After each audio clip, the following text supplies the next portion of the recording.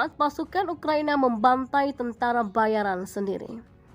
Ya, kabar mengejutkan datang dari kota Ugledar, Republik Rakyat Donetsk atau DPR. Pasukan militer Ukraina disebut telah membantai sejumlah tentara bayaran asal Polandia yang notabene berada di dalam satu kubu. Informasi ini diungkapkan oleh seorang analis militer dari Republik Rakyat Donetsk, Yan Gagin. Dan menurut Gagin, kontak tembak antara pasukan Ukraina dan tentara bayaran asal Polandia terjadi sejak Minggu 5 Februari malam sampai Senin 6 Februari pagi waktu setempat. Lebih lanjut, Gagin menjelaskan bentrokan antara pasukan Ukraina dan tentara bayaran asal Polandia sudah terjadi dalam beberapa minggu terakhir. Kemudian menurut laporan intelijen milisi rakyat Donetsk, sebuah percakapan antara prajurit Ukraina dan tentara bayaran berhasil disadap. Isinya, keduanya terlibat adu mulut dan saling mengancam. Menurut data kami, unit Ukraina menembak dan membunuh sekelompok prajurit asing Minggu malam sampai Senin pagi. Nah, untuk dugaan sementara adalah warga negara Polandia. Bentrokan antara unit Ukraina dan Polandia ini menjadi lebih sering dalam beberapa pekan terakhir, dan itu menurut data intelijen termasuk intersepsi komunikasi radio, kata Gagin. Lebih dari itu, pertikaian antara prajurit Ukraina dan Polandia juga terjadi di Ugledar. Para tahanan perang yang merupakan prajurit Ukraina dan Polandia juga terlibat pertikaian. Jubir milisi rakyat Luhansk atau LPR Letkol Andrei Morochko mengungkapkan perbedaan curam antara pasukan Ukraina dengan tentara bayaran asal Polandia. Tepatnya pada November 2022, ada perbedaan yang semakin besar antara pasukan Ukraina dan tentara bayaran Polandia yang terkadang berakhir dengan perkelahian dan bahkan baku tembak. Dan kita beralih ke informasi yang terakhir. Bersiap untuk serangan besar-besaran, pasukan bala bantuan Rusia banjiri Ukraina Timur. Ya, Rusia mengerahkan bala bantuan ke Ukraina Timur menjelang serangan baru yang dapat dimulai pada minggu depan di sepanjang front di mana telah terjadi pertempuran tanpa henti selama berbulan-bulan, kata seorang gubernur Ukraina.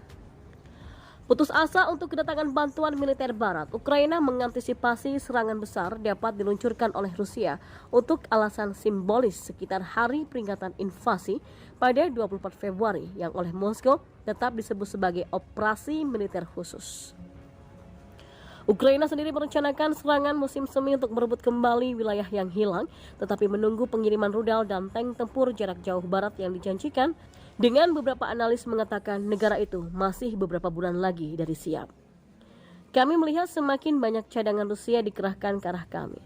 Kami juga melihat lebih banyak peralatan dibawa masuk, kata Serhiy Haidai, gubernur Ukraina dari provinsi Luhansk yang diduduki oleh Rusia sebagaimana dilansir oleh Reuters.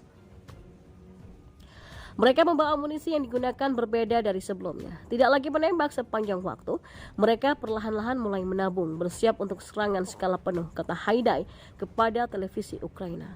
Kemungkinan besar mereka membutuhkan waktu 10 hari untuk mengumpulkan cadangan. Setelah 15 Februari, kita dapat mengharapkan serangan ini kapan saja.